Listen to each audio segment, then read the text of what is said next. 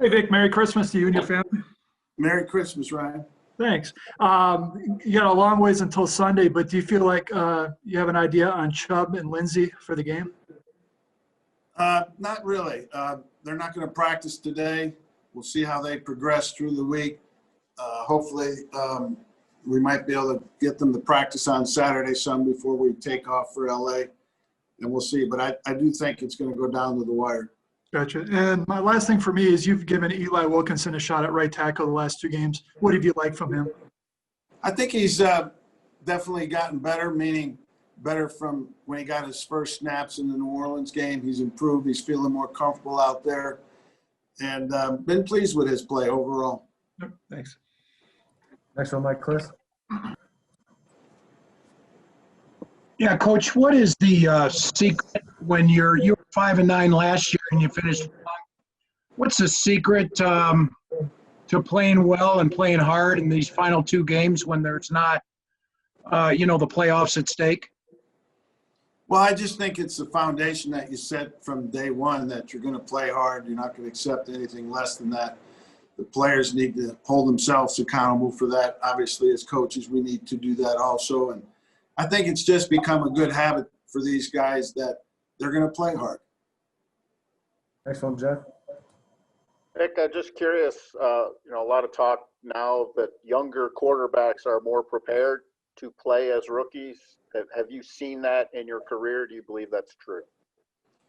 Well, it's definitely true in the Herbert's case. I think there's probably some truth to that. The college game has become more of a spread out game, and they're throwing it more than they ever have, whereas back in the 80s and 90s, the passing games in college, weren't as sophisticated. So I do think there is some truth to that. And I think, these kids are learning how they got their 7-on-7 stuff. They're throwing the ball and getting specialized at quarterback at a much earlier age than they used to. Next one, Eric. Hey, Coach.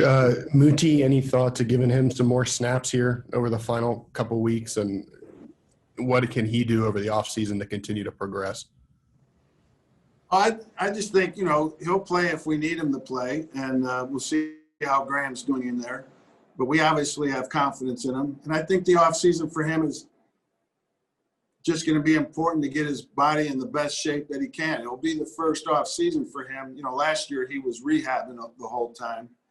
So it'll be great for him to try and improve his body and improve his awareness, football awareness, through, meeting with Mike and Coop in the offseason.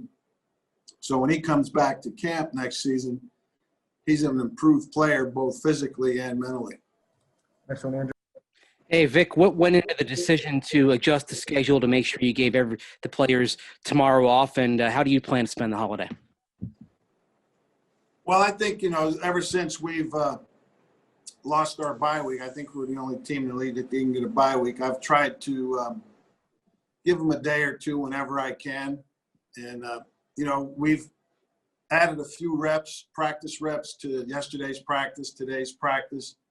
And we'll do a little bit more on Saturday than we normally do to compensate for not practicing on Christmas Day. I think it's always nice, if you can, if the schedule works out, that you do give the players Christmas off to spend time with their family. Next one, Brady. Coach, back to Herbert a little bit. He's tied with Baker Mayfield for the rookie record for TDs in a rookie season.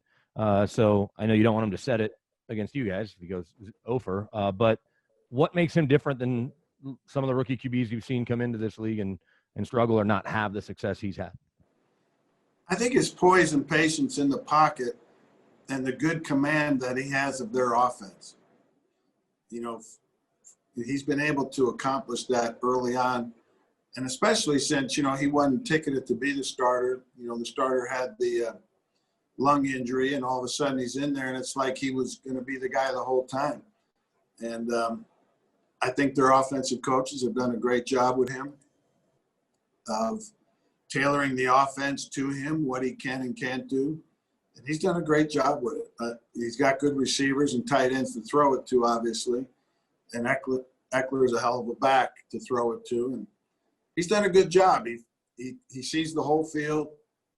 He finds the checkdowns when needed. and I've been very, very impressed with him.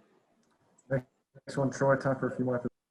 Thanks for the time, Coach. With Glasgow, would there be any consideration would he be looked at center going into the offseason?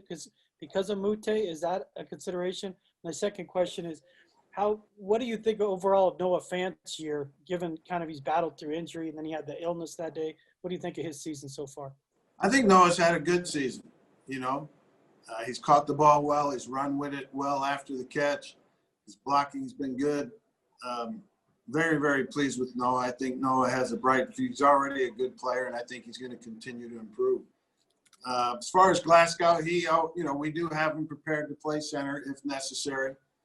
And the more versatility you have with your O-lineman, the better off you always are. But, we're happy with Cush in there. He's been improving each and every week, and his development has been coming along good. Final two, George and Zach. Yeah, Vic, I got a couple for you. First, how has Michael Ojemudia responded so far in practice this week? And have you talked to him at all about his ejection? And secondly, how has Parnell Motley, I guess, done in his first few days? And could you maybe see him playing on Sunday? As far as with Michael, I have talked to him. I think that was out of character for Michael to do that. Hopefully he's learned his lesson, and that won't happen again during his long career. Motley, he does have a chance to be up. We're in a roster crunch as far as, special teams factors in there. If we can get 10 DBs up, he'll be one of them. If not, he might be down. Final one, Zach. Hey, Coach, thanks for talking with us today.